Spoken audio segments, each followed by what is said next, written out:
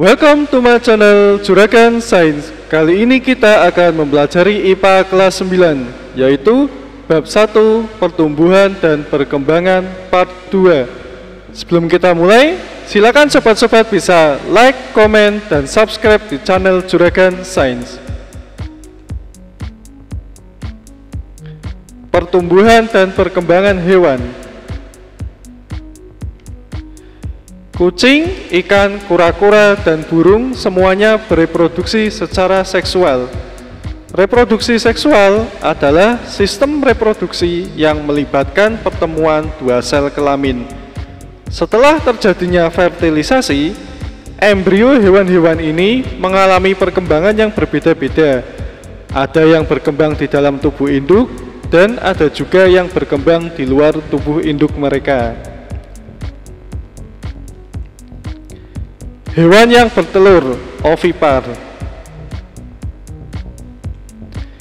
Hewan bertelur atau ovipar merupakan hewan yang mengembangkan embrionya di dalam telur, tetapi berada di luar tubuh induk. Kebanyakan hewan yang tidak bertulang belakang, termasuk cacing dan serangga, serta hewan bertulang belakang seperti ikan, reptil, amfibi, dan burung merupakan hewan ovipar. Isi dari telur tersebut adalah nutrisi yang dibutuhkan oleh embrio untuk berkembang. Telur hewan vertebrata yang tinggal di darat seperti reptil dan burung memiliki struktur telur yang disebut telur amniotik. Telur amniotik dilapisi membran dan cangkang yang kasar ketika berada di dalam tubuh induknya. Nah, berikut merupakan beberapa contoh hewan ovipar. Ada serangga, ikan, amfibi, reptil, dan aves ya, ayam. Kemudian bagian-bagian telur.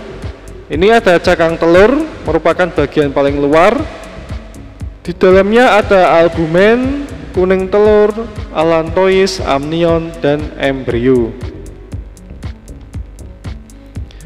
Fungsi dari bagian-bagian telur diantaranya cangkang telur berfungsi untuk melindungi, menjaga kelembapan, dan memungkinkan terjadinya pertukaran gas. Membran berfungsi untuk melindungi bagian dalam telur. Albumen berfungsi sebagai tempat terjadinya pertukaran gas antara oksigen dengan karbon dioksida di dalam telur.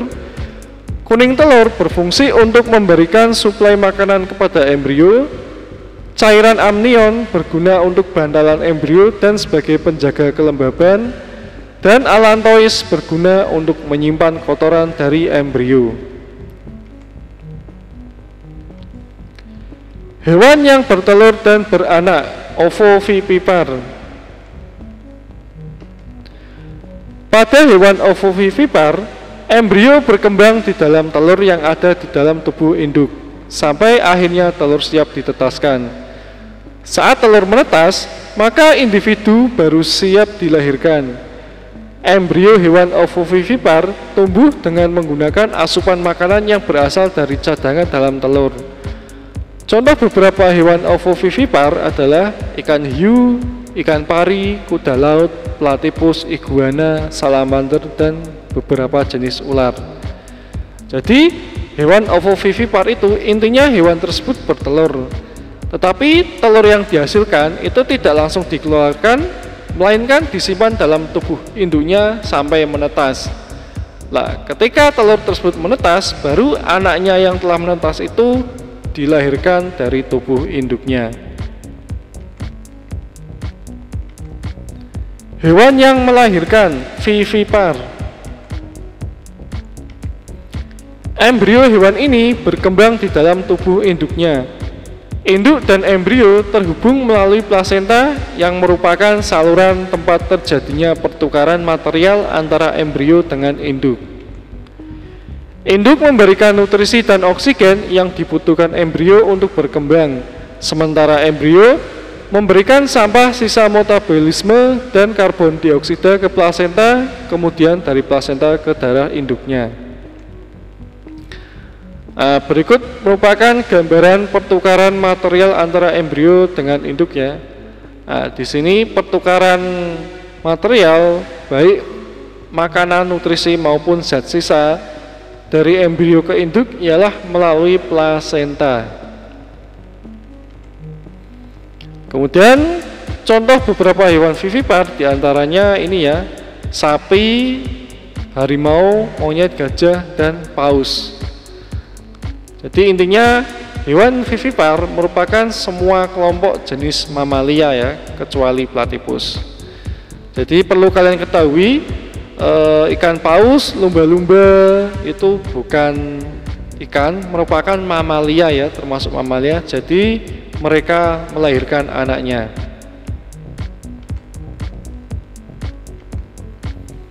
Cara hewan muda berkembang. Terdapat beberapa hewan yang tampilan induk dan anaknya terlihat hampir sama. Artinya, penampakan hewan saat muda dan dewasa tidak terlalu berbeda. Namun, ada juga hewan yang terlihat berbeda pada fase muda dan pada fase dewasa. Hewan tersebut mengalami suatu proses yang dinamakan metamorfosis. Beberapa contoh hewan yang mengalami metamorfosis ialah udang-udangan, serangga, dan amfibi. Yang pertama, udang-udangan. Udang, lobster, dan kepiting memulai kehidupannya sebagai larva. Lalu mereka bermetamorfosis menjadi bentuk dewasa. Nah, berikut ini merupakan gambar dari metamorfosis lobster. Nah, bisa kalian lihat sendiri ini dari larva sampai dewasa. Kemudian yang kedua, serangga. Metamorfosis serangga dibagi menjadi dua, yaitu metamorfosis sempurna dan metamorfosis tidak sempurna.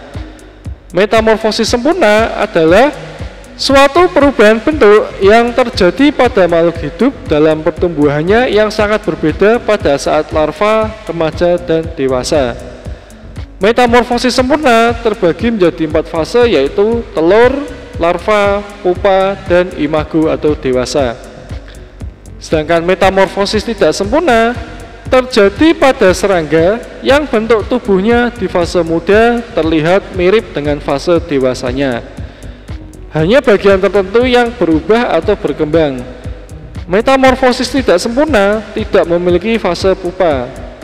Nah, metamorfosis ini hanya terdiri atas 3 fase, yaitu telur, nimfa, dan dewasa. Nah, berikut ini gambaran perbedaan antara metamorfosis sempurna dan metamorfosis tidak sempurna. Untuk metamorfosis sempurna bisa kita lihat, ini tahapannya ada telur, larva, pupa, dan dewasa. Sedangkan metamorfosis tidak sempurna, fasenya hanya telur, nimfa, dan dewasa.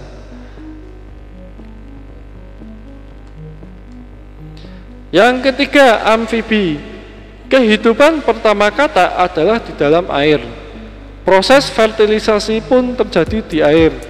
Setelah menetas, berudu mulai berenang, dia menggunakan insangnya. Bentuk berudu sangat berbeda dengan bentuk dewasa. Oleh karena itu, pertumbuhan katak dari berudu sampai dewasa termasuk metamorfosis sempurna ya. Jadi katak itu termasuk metamorfosis sempurna. Pertama telur, kemudian berudu, dan katak ya.